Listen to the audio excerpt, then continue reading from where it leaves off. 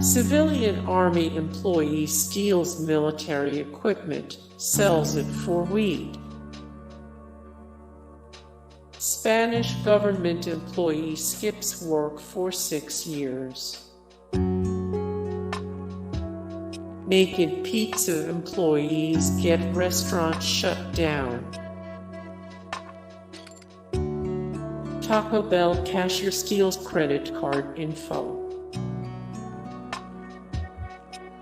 Team building exercise leads to mock beheading.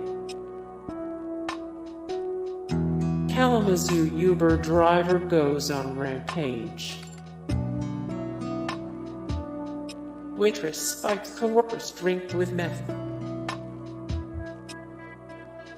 Cheese factory employees bathe in milk.